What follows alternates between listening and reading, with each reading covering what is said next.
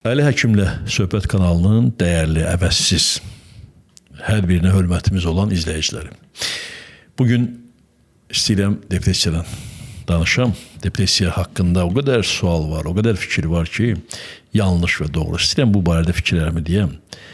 Və depressiya ilə bağlı fikirlərdə çox aktual olan bir mövzu var, onu da toxunacağım.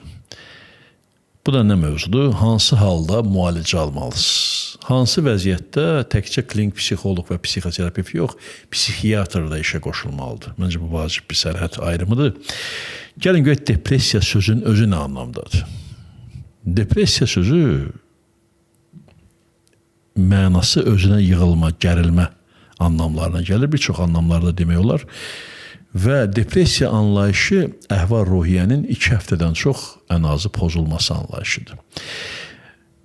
Və 2 həftədən az əhval-ruhiyyənin pozulması melanxoliya halıdır. Yəni bu distemiyanın bir halıdır və bu depressiya deyil. Amma 2 həftədən çox davam edirsə, insanın özünə qapanması, əhval-ruhiyyəyə inməsi, əvvəllər məşğul olduğu işlərə qarşı həvəsinin olmaması, sonra anhedoniya deyilən həzz alma hissinin, sevinç hissinin itməsi, bu hamısı depressiv hal əlamətləridir. Və mən yalnızca da hisslərlə bağlı danışanda, 2 veriş əvvəl qorxu hissi ilə bağlı danışanda demişdim ki, hisslərimizdə mərhələlər var. Var affekt, emosional affekt. Var emosiyanın özü, məsələn, qorxu emosiyasını demişdim ki, o nəyəsə qarşı qorxudursa. Var emosional vəziyyət. Təşviş hal kimi məsələn, sevgi, emosional vəziyyət kimi. Bir də var əhval-ruhiyyə. Təbii pozitiv emosiyalar çox olanda əhval-ruhiyyə yüksək olur. Pozitiv emosiyalar az olanda və negativlər çox olanda əhval-ruhiyyə aşağı enmiş olur. Əhval-ruhiyyənin enməsində və belə bir təsnifat verə bilərik. Normotimiya, əhval-ruhiyyəm rahatdır. Rahatam. Nə yüksək deyil, nə aşağı deyil. Normalam. Halım necədir? Keyfə halo ki, ərəblər deyir. Halım normaldır, rahatam. Bu normotimiya adı ilə ifadə oluna bilər. Normotimiya orta bir xəttdir, eləmi? Düzdür. Demək, bundan yuxarı əhval-ruhiyyə biraz qalxanda buna hipertimiya deyirik. Əhval-ruhiyyə necədir? Yüksəkdir. Sevinç hissi içində əhval-ruhiyyəm yüksəkdir. Pozitiv emosiyalarım çoxdur.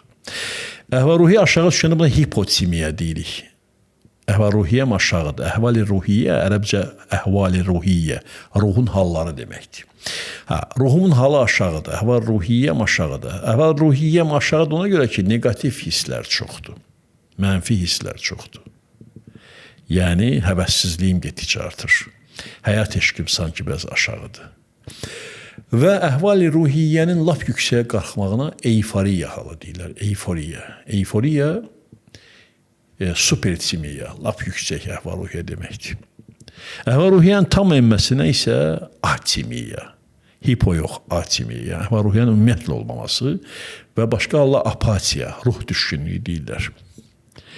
Və çox maraqlı bir məsələ var. Bunlar 2 həftədən çox çəkərsə, yəni yüksək əhval-ruhiyyə deyib biz euforiya 2 həftədən çox çəkirsə dayanmadan, bu euforiya artıq pozitiv bir şey deyil, xəstəlik halıdır. Buna maniakal hal deyirlər. Maniya.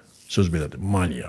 O maniya, manyak adam öldürən deyil. O manyak adam öldürən antisosial şəxsiyyət pozuntusu tipidir. Amma manyak sözü psixiatriyada uzun müddət məhz yüksək eyforik halda olub, dünyanın altının üstünə çevirməyə hazır olan Don Kixot halı keçirən insanlara deyirlər ki, yel dəyirmanları ilə döyüşür, mənasız qəhrəmanlıqlar eləməyə çalışır və yüksək əhval-ruhiyyəsi var, dayanmadan danışa bilir. Bu euforiya halının uzun müddət davam etməsinə maniakal hal deyirlər. 2 həftədən çox davam edirsə və idarə olunmaz bir hala düşürsə. Hipotimiya və atimiya daha xüsusilə özəlliklə, yəni əhval-ruhiyyənin heç olmaması 2 həftədən çox davam edirsə, buna depressiya halı deyirlər. Yəni insan əhval-ruhiyyədən qalır və bu əhval-ruhiyyəsini idarə edə bilmir. Yəni həyat eşqi ölür, sevinç hissi ölür, həyatdan həzz almaq hissi ölür, həvəssizlik, iş görməmək istəyi, özünü buraxmaq istəyi, tamamilə yıxılım yerimdə qalım, heç nə ilə məşğul olmayayım. Bu hal 2 həftədən çox davam edirsə, buna depressiya deyirik. Və Sovet dövründə bir söz var idi, maniakal depressiv psixoz. İndi bunu başqa cür adlandırırlar, bipolar pozuntu deyirlər. Və mən çox təəssüf elədiyim bir məsələ var. Son vaxtlar həkim bazı ixtisaslı mütəxəssis olduğum üçün bunu müşahidə etməyə haqqım və ixtiyarım var mənəvi cəhətdən. Mən psixiatr kimi çalışmasam da hazırda. Demək ki, bipolar pozuntu diaqnozu çox geniş qoyulur indiki dövrdə. Elə əldən çıxana bipolar pozuntu qoyub dərman yazırlar. Bilmirəm, bu dərman şirkətləri ilə əlbir olan psixiatr mütəxəssislərimizin həkim vicdanına qarşı elədikləri xəyanətdirmi ki, dərman çox yazsınlar, yoxsa nədir? Amma bipolar pozuntu hər saat qoyulan və həmişə qoyulan diaqnoz deyil axı, dəyərli mütəxəssis kolleqalarım. Və siz, dəyərli izləyənlər, bunu bilməlisiniz. Yəni, bipolar pozuntu o halların 2 həftədən çox davam etməsi və ildə ən azı bir dəfə bu halların tutulmasında olur. Bəli, bipolar pozuntunun növləri var. Məsələn, maniakal depressiv psixozda da biz bunu Sovet dövrünün psixiatriyasında öyrədirdilər ki, bu formatda xəstəlik bipolar, yəni 2 qütblü deməkdir. Həm maniya, həm depressiya olmalıdır. Və yaxud da ancaq maniyalarla keçə bilər və yaxud da ancaq depressiyalarla keçə bilər. Amma bu maniya və depressiyalar idarə olunmaz formatda olur. Yəni, bipolar pozuntunun depressiyası birdən-birə gəlir, səbəbsiz yerə olur. Səbəbsiz bir depressiya halıdır. Pasient şikayət edə bilər, bu haldan etməyə bilər, amma səbəbsiz olur. Bir travma səbəbi tapa bilmir insan özündə. Bilmirəm niyə quyuya düşdüm. Araşdırırsan, terapiya aparırsan, tapa bilmirsən ki, bu hər il, bu yazda niyə bu vəziyyətə düşür. Heç bir travma yox, heç bir travmatik səbəb yox. Bu, bipolar pozuntu əlaməti ola bilər. Amma siklotimik vəziyyətdə olan, siklotimiya nədir? Əhval-ruhiyyəsi qalxan edən insanlar var axı, emosional ləbil olan. Nəsə, bir gün əhvalı yaxşıdır, o bir gün pisdir və bunu idarə edə bilmir. Götürüb buna da bipolar pozuntu diaqnozu qoymaq axı nə dərəcədə insaflı yanaşmadır? Mən bilmirəm, bunu bir araşdırmaq lazımdır məncə. Yəni, siklotimiya siklo dairə deməkdir. Siklotimiya siklik olaraq əhval-ruhiyyə qalxıb edən insanlarda çox vaxt psixoemosional vəziyyətində terapiyaya tabi olan düşüncə problemləri var. Psixoterapevtik yardım oluna biləcək bir problem var. Psixi travmaların çoxluğu var. Təşviş pozuntusu var və ya böyük depressiv pozuntu atmosferi var ki, hansı bipolar pozuntuya aid deyil. Düzdür, burada da psixiatrik dəstək və dərmana ehtiyac çox vaxt olur, amma bunu bipolar pozuntu ad qoymağın tərəfdarı deyiləm. Beləliklə, depressiya insanın həyatdan küsməsi 2 həftədən çox davam edərsə, buna depressiya deyirik və bu depressiya hansı formalıdır? Bipolar pozuntunun depressiyasıdırmı ki, psixiatr mütləq dərman yazmalıdır? Yoxsa psixi travmalarda məyusluqdan doğan depressiv haldır ki, burada psixoterapiya daha effektivdir və psixoterapiyası keçirmək olmur dərmanlar, çünki burada özünü aldatmaq mexanizmidir sadəcə.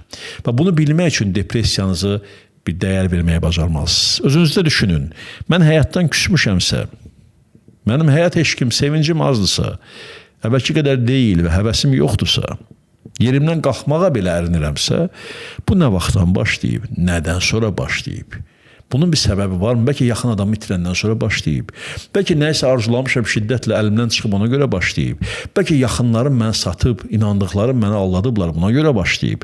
Bu konkret olaraq nevrotik dediyimiz psixoterapiya ilə psixi travma, posttraumatik stressdən yanan depressiya halıdır ki, burada ancaq mən və dərmansız müalicə apara bilirik. Bir də var ki, səbəbsiz yaranır. Həmin depressiya halını səbəbsiz hiss edir insan. Və səbəb tapa bilmirik burada, terapiya da aparsaq. Burada artıq psixiatrik dəstək 100% vacibdir və antidepressantların, hətta bəlkə antipsixotiklərin təyini ki, bunu kolleqalarım, həkimlər, psixiatr bilir, mən nədən danışıram, vacib olur. Və mən belə halda psixiatrla mütləq kontakta keçirəm və pasient ona da yönləndirilir əlavə olaraq ki, terapiya da, psixoterapiya və psixiatrik medikamentoz müalicə ikisi bir yerdə geçsin. Depressiyanın səbəbi, yəni nevrotik depressiyanın səbəbi ilə bağlı istəyirəm müəyyən məqamlara toxunam, buna xəbəriniz olsun. Bax, dedim axı, bir səbəb olursa, o birbaşa bizim sahədir. Səbəb də niyə yaranır? Yenə də burada psixoterapiyada vacib olan məqam nədir? Yanlış fikirlər olur. Məsələn, insanlar bugün elə bir maraqlı əsrdə yaşayırıq ki, Amerikan psixologiyası deyək də, mən buna belə deyirəm sadəcə, amma əslində bu Amerikaya da aid olmayan, sadəcə müəyyən bir cərəyanı ortaya gətirdiyi bir psixoloji düşüncə tərzidir. Təbliğatlar belədir, məsələn, bugün vizualizasiya, manifestasiya eləyin, nə arzulasanız həyata keçəcək. Xüsusilə adını kvantum qoyan bəzi insanlar var, onlar müsahibələrdə verirlər. Təəssüf edirəm ki, elmsiz insanlarımız məntiqli düşünmək istəməyən, məsuliyyəti başqasının üstünə atsın, o məni sağalsın deyən düşünən insanlarımız, fala, magiyaya inanan insanlarımız belə kvantum adı qoyub cəmaatın başını piyləyən insanlara inanırlar çox vaxt. Güya ki, kvant mexanikasına söykənib yanaşır o insanlar. Halbuki belə deyil məsələ burada. Nə arzuluysan arzula, kainat sənə mesaj yolla cavab verəcək. Çox maraqlı fikirlər var. Belə insanlar depressiyaya düşə bilirlər. Niyə? İllər boyu vizualizasiya eləyir. Pul qabları, üstü rəqəm yazmış pul qablarına çoxlu pul xərcləyib, pulum artacaq deyir və məyus olur. Yəni, iddiaları ilə imkanları obyektiv olaraq üst-üstə düşmüş. Məntiqli yox, yalancı, idealistik yanaşır həyatına. Bu dünyaya belə narıncı rənglərlə baxır. Gerçəklikdən, dünyanın virtual olmasından, səhnə olmasından xəbəri yoxdur və dünyaya çox ciddi baxır. İnsanlara da uşaqcasına inanır və məyus olur. Bu məyusluq hissi, yəs hissi yaxın adamları itirir, məyus olur. Bu məyusluq hissi depressiya gətirib çıxardır. Yəni, məsələn, əgər mən bilsəydim ki, mən ruhi varlıq, əbədi varlığam və bilsəm ki, bu ata və bu ana əslində mənim ata-anam yox, Allahın ruhi parçalardır və yalnız bu dünyada mənə ata və ana rol oynayan ruhlardır, onları itirərkən mən doğmalıq hissimi itirməməliyəm, içimdə onu Allaha qarşı saxlamalıyam. Bunu bilmirəmsə, təbii məyus olacağım, hüzünlənəcəm, yasa düşəcəm. Məni anlaya bilirsiniz? Yəni, niyə məyus oluruq? Çünki bu dünyaya çox ciddi baxırıq. Niyə məyus oluruq? Çünki bizə elə gəlir ki, nə arzulasaq həyata keçirməlidir, balaca bəbəş kimi. Və bu məyusluğun başqa formatı da cəmiyyətə belə bayaq dediyim kimi narıncı gözlərlə baxmaqdır. Sanki hamı atamız və anamızdır, sanki hamı bizim yaxşılığımızı istəməlidir, sanki dünya bizim tütəyimizlə havalanıb oynamalıdır. Bax, bu şəkildə yaşayanda təbii məyus olacaq. Obyektiv həqiqətləri qəbul etməyən insanların məyus olma və depressiya girmə ehtimalı çox yüksəkdir. Və xüsusi bir vəziyyət var, bunu da söyleyeyim, bu sevgi travmaları deyirlər. Yəni, yarımdan ayrıldım, getmə gözümdən gedərəm özümdən sistemi ilə bir insana bağlılıq və psixasıllıq varsa, yarımdan ayrıldım, quyuya düşdüm, öləcəm və özümü öldürəcəm halına gələn insanlar var. Depressiya düşürlər. Niyə? Çünki psixasıllığa meyilli bir şəxsiyyətləri var. Bəli, hamımızın ruhumuz Allahdan asılıdır və ona asılı olmağa meyillidir. Kaş ki, Allahdan asılılığa meyilli olaydıq. Amma digər ruhlardan, insanlardan yox ki, onlar bizi istifadə etsinlər. Ona görə getmə gözümdən, gedərəm özümdən həddində bir psixasıllıq varsa kiməsə qarşı, onun həyatınızdan getməyi sizi quyuya sala bilər. Böyük məyusluğa, depressiyaya düşə bilərsiniz. Ona görə psixasıllığın problemi də həllini tapmalıdır. Və nəhayət, depressiyanın ən ağır nəticəsi özünü həyatdan məhrum etmə, özünə qəsd etmə, intihar halıdır. Bu həm endogen depressiyalarda, dediyimiz o bipolar pozun depressiyalarında, psikiatrik deyək də, ağır formalarda, həm də posttraumatik depressiyalarda ola bilər. Nədir bu? İnsan o məyusluğa o qədər dözmür ki, o özünü məcbur etmək istəyən insan o depressiyadan çıxa bilməməyə o qədər dözmür ki, həyatdan sağollaşmaq qərarına gəlir. Çox ağır bir haldır. İntihara meyillənir. İntihar etmək istəyən izləyicim varsa, qoy bizə biraz vaxt verib qəbulumuza gəlsin və yaxud başqa mütəxəssislərə getsin.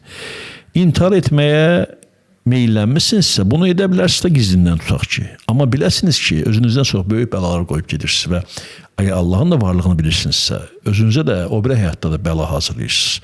Biraz şans verin, mütəxəssislərin qapısını döyün, bizə şans verin ki, sizə kömək edə bilək, o quyudan sizi çıxarda bilək. Çünki bayaq dediyim kimi, məyusluğa düşmək yanlış fikirlərdən yaranır. Həyat inanılmaz gözəldir. İnanılmaz gözəldir, hətta məyusluğa düşməmək imkanı verəcək qədər gözəldir. Həyat inanılmaz gözəldir, hətta ilk baxışda zülm çəkirsinizsə belə gözəlliyi tapmaq olur. Ona görə bizə imkan verin. O zülmdən, o məyusluqdan siz çıxarda bilək ki, o intihar həddinə gedib çatmayasınız. Və antidepressantların istifadəsi ilə bağlı. Bu da bir mövzudur. Ay doktor, asılı olacağıq, asılığa düşəcəyik. Xeyr. Psixiatrlarımız bunu gözəl bilir və gözəl təbliğat aparırlar ki, düzgün ayarlanmış, tasarlanmış, düzgün təqdim olunmuş, düzgün təyin olunmuş antidepressant müalicəsi asılılığa aparmır. Amma düzgün təyin olunmuş. Bayaq dediyim kimi, dərman şirkətləri ilə vicdan alverinə gedib ağzınıza gələn 3-4 antidepressantı yanaşı düzmək reseptlərdən getmir söhbət. Bir seçilmiş antidepressantın doğru istifadəsi psixiatr, savadlı psixiatr tərəfindən məqbuldur və bəzən ilk seçim və doğru seçimdir. Amma bir şərtlə, Əgər depressiya, bipolar pozuntunun depressiyası yox, psixoloji səbəbi olan depressiyadırsa, bunu psixoterapevtlə birgə aparmaq lazımdır müalicəni. Mütləq düşüncə dəyişməlidir ki, dərmanların effektivliyi tamamlana bilsin və dərmanlardan asıllıq yaranmasın 2 ildən çox istifadə nəticəsində. Dərmanlar olsun, 6 ay olsun, 1 il olsun, 2 il olsun, amma ömrü boyu dərman içməsin pasiyent. Və o quyudan çıxmaq şansı olsun düşüncəsi ilə. Hətta bipolar pozuntu pasiyentlərində də dərman qəbuluna qarşı münasibəti dəyişdirərək pasiyentin həyatını yaxşılaşdıra bilirik psixoterapevt olaraq. Bəli, onlar dərman qəbul etməlidir dövr olaraq, amma dərmanları bəzən qəbul etməkdən imtina edirlər. Öz xəstəliklərin bipolar pozuntu diaqnozunu qəbul etmirlər. Onda psixoterapiya lazımdır ki, dərman qəbuluna da deməli həvəsləri, meyilləri olsun ki, bir şəkər xəstəsi kimi dərmanımı içib yaşayacağam. Buna meyil olsun. Bir çox məqamlara toxunmağa çalışdım. Bir mövzudan digər mövzular çıxır meydana. Amma uzun sözün qısası bilirsiniz nədir?